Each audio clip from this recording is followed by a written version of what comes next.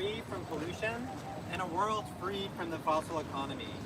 We're gathered here today outside of the 41st meeting of the World Petrochemical Conference, where fossil fuel billionaires, financiers, and government officials are meeting to conspire together about how to further entrench the toxic petrochemical industry despite its deadly harms for our health, our water, our air, and our livelihoods.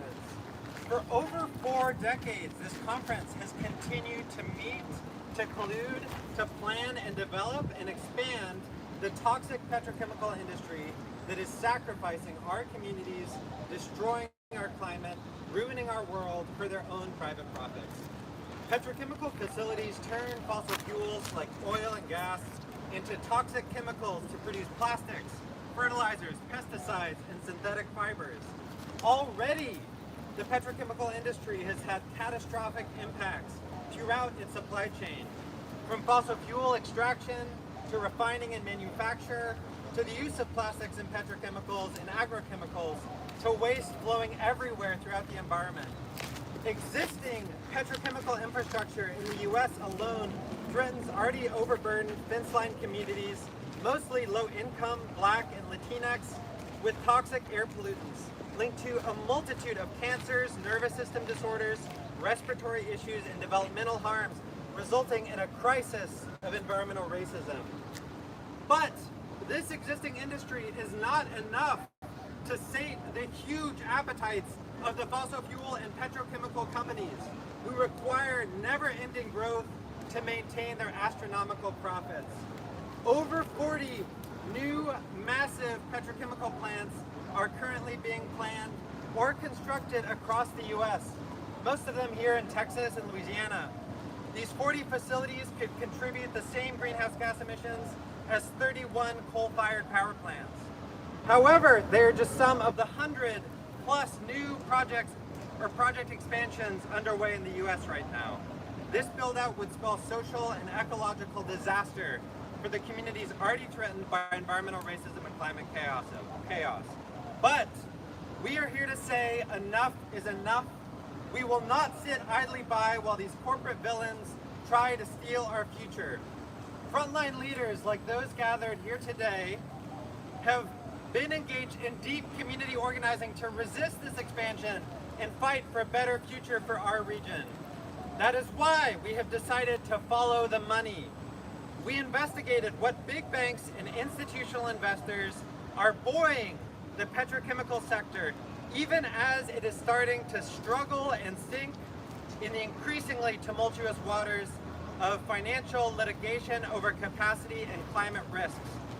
Our new report, Toxic Finance, the banks and investors funding the expansion of petrochemicals in the U.S., looks at the major banks and asset managers financing the 53 companies behind the 42 largest proposed petrochemical projects in the U.S.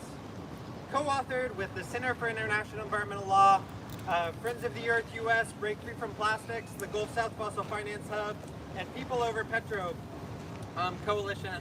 This report looks at research from Profundo tracking the corporate loans, credit, and underwriting facilities provided to petrochemical companies between 2019 and 2025. And you can find the report at toxicfinance.org. What did we find? Banks poured $133 billion into the U.S. petrochemical industry between 2019 and 2025. That number is out of $1 trillion provided to these companies overall at the general corporate level. Just 4 banks, Citi, Bank of America, JP Morgan Chase, and Mizuho, account for nearly 1/3 of that financing. And 5 companies, Dow, LyondellBasell, INEOS, Oxy, and Air Products, many of the companies meeting here today at the World Petrochemical Conference, received the majority, 58% of all financing from petrochemicals. Institutional investors, meanwhile, have more than $1.6 trillion invested in the companies leading the U.S. petrochemical expansion. Just 5 investors control nearly 1/3 of that investment: Vanguard, BlackRock, State Street, Capital Group, and Berkshire Hathaway. What can we take away from these findings? We discovered that a small group of institutions, a small group of large institutions, institutions are driving the industrial expansion of petrochemicals in the U.S. Banks like Citigroup and investors like Vanguard and BlackRock have a hugely disproportionate complicity for the petrochemical boom. These institutions are complicit in the devastation wrought by the companies they are financing, and they must be held accountable. Our demands in this report are that banks prohibit all new financing for companies with plans to expand petrochemicals, and investors divest from companies proposing or advancing petrochemical expansion. Today, we are also launching an interactive website where you can explore key findings and also look into the database of bank and investor financing and the specific profiles for the companies and projects that are threatening this catastrophic harm. This resource makes it easy for campaigners, journalists, and regular people to connect a bank or financier to the project proposed in their neighborhood. To hear about the many existing harms of the petrochemical industry throughout the U.S., as well as the additional impacts threatened by further industrial expansion, we're joined today by some amazing community leaders from across Texas, Louisiana, and Ohio. First, we'll hear from Juan Flores, who is the Director of Programming at Airlines Houston, where Juan oversees efforts to bring community-led air monitoring to neighborhoods affected by pollution, working closely with local residents on the campaign. He's a Houston area native and holds a degree in Human Development and Family Studies from the University of Houston. Please welcome Juan.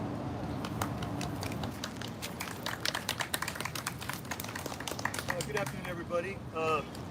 I've been in Houston for 48 years of my life, raising my family and going through a lot here and seen a lot in my lifetime. Living in the shadows of the petrochemical facilities all my life has really opened up my eyes on the struggles that we're dealing with. Living on the Houston Chip Channel, we already have 600 to 800 industrial sites already on the Chip Channel, and for us to have any more built there is just really pretty much overkill. Me working all these different areas from Baytown, Channelview, all the way into the east side of Houston, I see it all. I see the asthma rates, I see the cancer, I see our health just deteriorating. It's something that's really affected us, and it's something that we cannot handle anymore. We've had to hold all these things that have been affecting us for so many years, and we're asking for these companies to be more accountable and transparent and be good neighbors, and please stop this pollution going on in our communities. Many of these communities are low income communities of color, and people that are just dealing with this stuff that they don't need anymore. And we're asking all the bankers or banks and investors to please stop investing in these bad actors, these bad companies that are making our community such a bad place. We're asking for you guys to please invest in our communities to help us become better and have a better life for our future generations that are coming before us. It's time for a change, and we're asking everybody here to please help us out, and let's try to make our community a better place.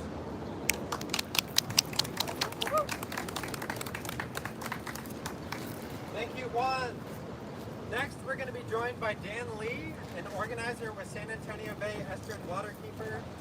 Dan works with fourth-generation shrimper and activist Diane Wilson to defend local waterways in Calhoun County from toxic threats, including giant plastic polluters named in the Toxic Finance Report, like Formosa Plastics and Dow.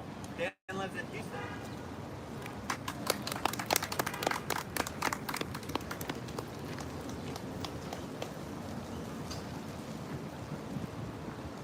Right now, there is a 78-year-old grandmother, great-grandmother, a fourth-generation fisherwoman who has watched her fishing community nearly vanish, living in a tent, in a ditch, in front of Dow Seadrift facility.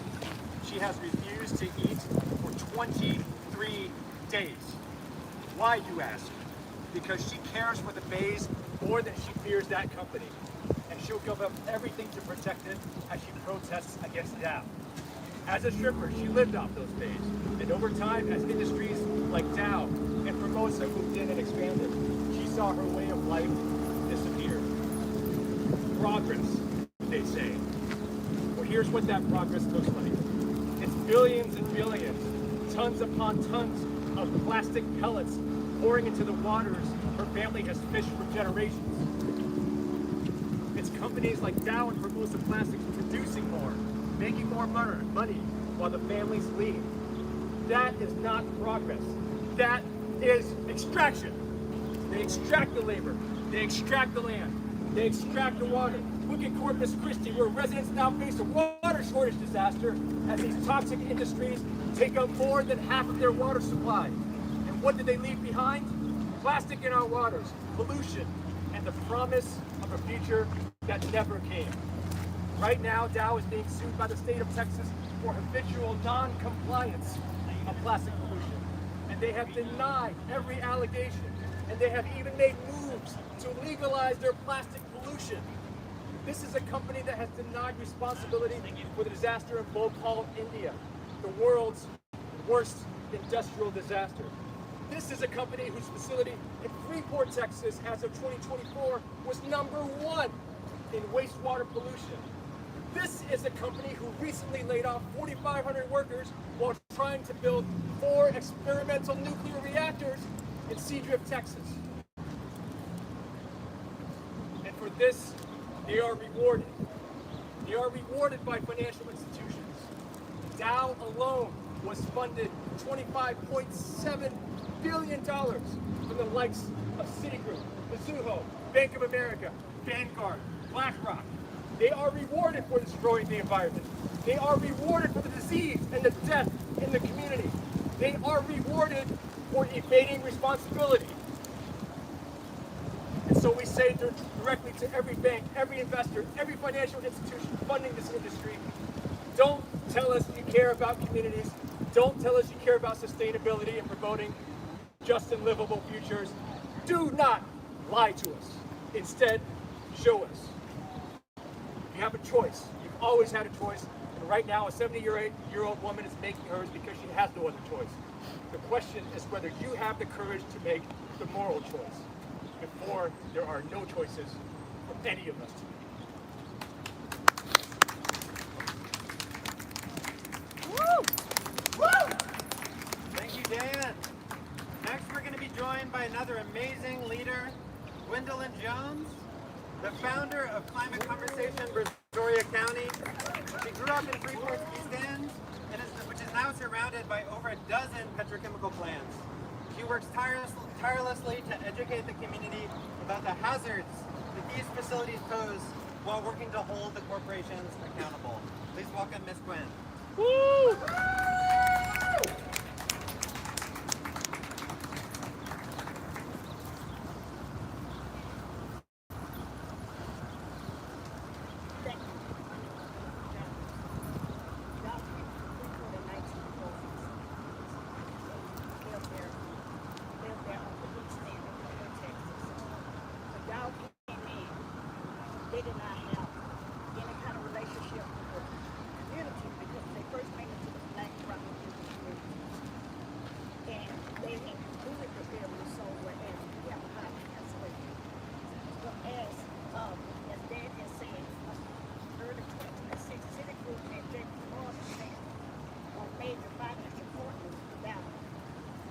Citigroup is listed as one of the top banks, institutions, providing significant financing to the fossil fuel sector, as reported in the Banking on Climate Change 2025. Dow has invested over $12 billion in Gulf Coast sites, including the world-scale ethylene facility in Freeport. Dow Chemical Freeport, Texas, is a troubled environmental and safety record. Dow do not care about their employees. So many of us now have cancer. They talk about Freeport, but they don't talk about Jones Creek. They don't talk about Slaughter Road. They don't talk about Archer Creek, the Brazos River, what they polluted and been fined for polluting the Brazos River. They're putting those pellets down there into the river where the alcohol is going to from the Brazos to the Gulf of Mexico. Dow has never ever been held accountable for the people that are black, brown, and indigenous who have lived there for years and years, and now it's running through our veins as it ran through their veins with cancer, with dialysis for liver, lungs, all kind of diseases, and we never had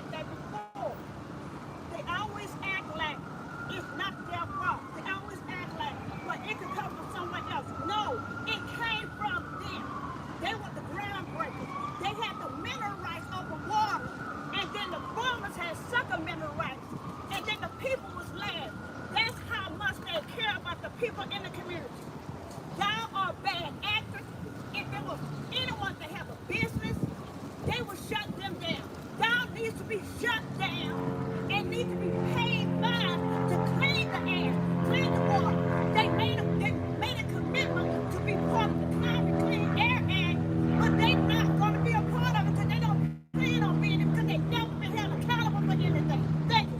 Woo!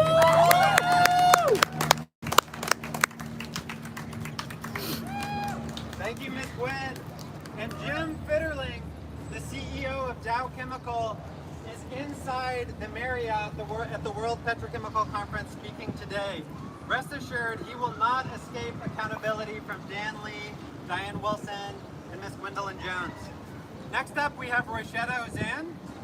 She is the founder and CEO of the Vessel Project, as well as the co-director of the Gulf South Fossil Finance Hub.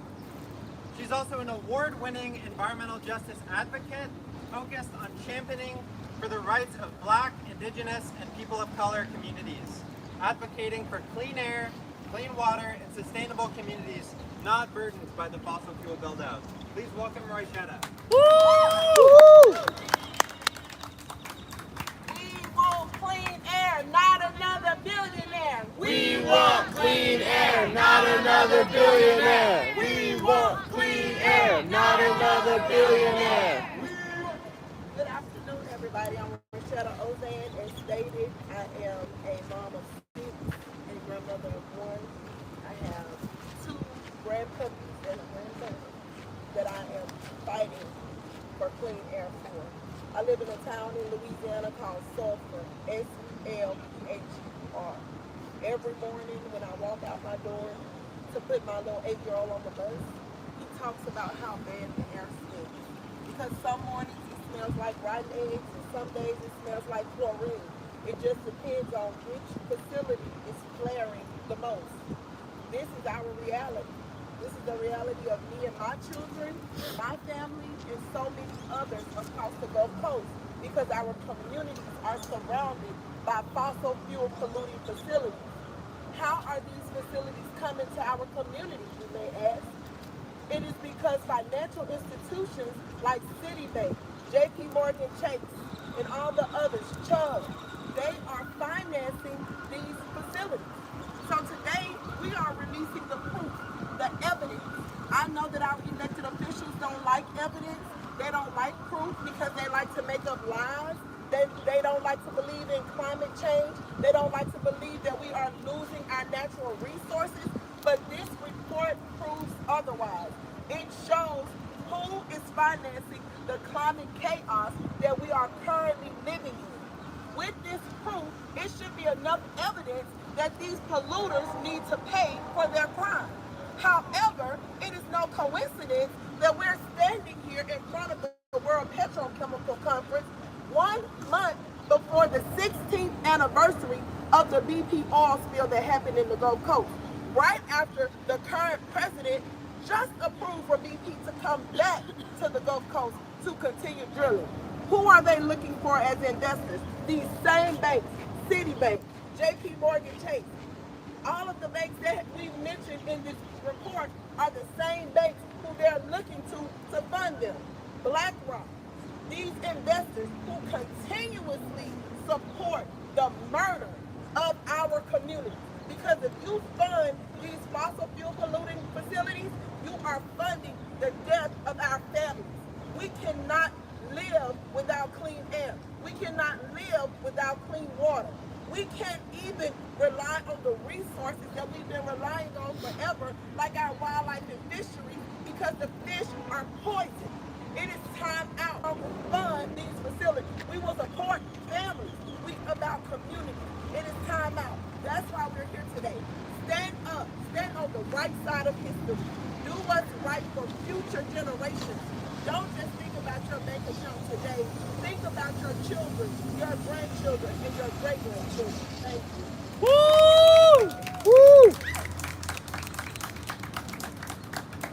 Thank you, Roishetta. Our final speaker today, coming all the way from Ohio, is Isabel Ginigundo, a grassroots organizer with the Youth Climate Finance Alliance. With organizing roots tracing back to her grandparents, who empowered and cared for the Filipino American community in southern Ohio, she learned from local land defenders how to organize targeted strategic campaigns against corporate climate villains like the ones here today. Isabella co-founded and led a fossil fuel divestment campaign at the Ohio State University and is now organizing young people to take on the world's biggest fossil imperialist villains and win. Please welcome Isabella. Woo!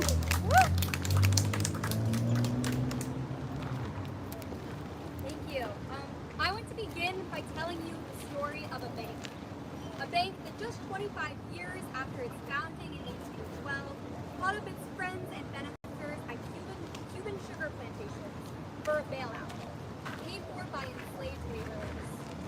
A bank that in the 1910s successfully urged U.S. military to occupy the sovereign nation of Haiti so that it might have the chance to claim complete control over Haitian financial institutions. A bank that was the last financial institution to leave apartheid South Africa and loudly proclaims to the New York Times that it wasn't sorry to have been there in the first place. I want to tell you the story of a bank that was the first U.S. financier to enter the Zionist market in 1996, and to this day remains one of the biggest foreign bankers of Zionist surveillance, tech, and weaponry in so-called Israel.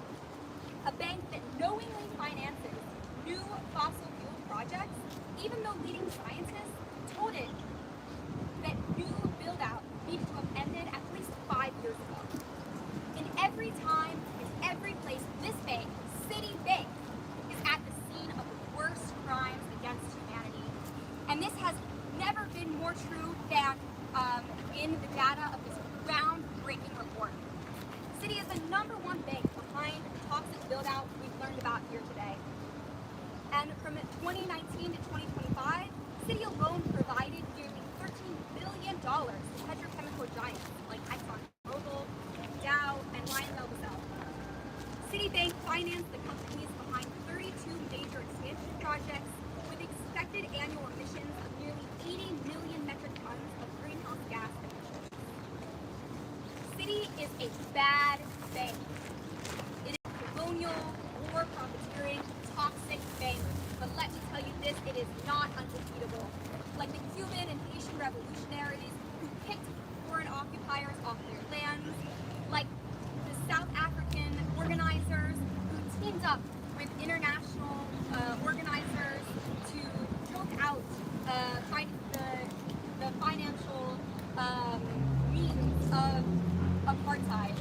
And like the Palestinian child who throws a rock at its occupiers, we too can defend the land, the air, and the water that we need. So join us. Thank you.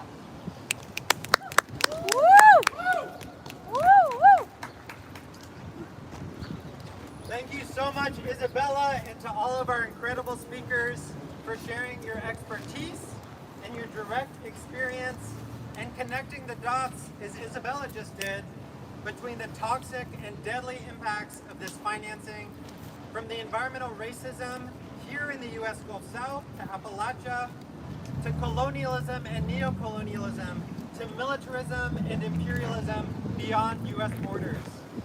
The financial, social, and ecological stakes of this petrochemical build-out are incredibly high. On the bright side, many of the proposed petrochemical projects in the U.S. have already been canceled or put on hold. The market conditions for chemical commodities like ethylene and ammonia are worsening as the industry faces issues of oversupply. But also, more importantly, community resistance is working and it is growing. When we're organized in a grassroots movement in solidarity with communities around the world, we have the power to hold these banks and asset managers accountable, to stop big polluters from sacrificing our homes, and to build the just, sustainable world we want and we desperately need. To learn more, you can visit toxicfinance.org to read our report in full, explore the data, and sign on to our petition demanding that banks and investors end all financing for petrochemicals. Thank you so much.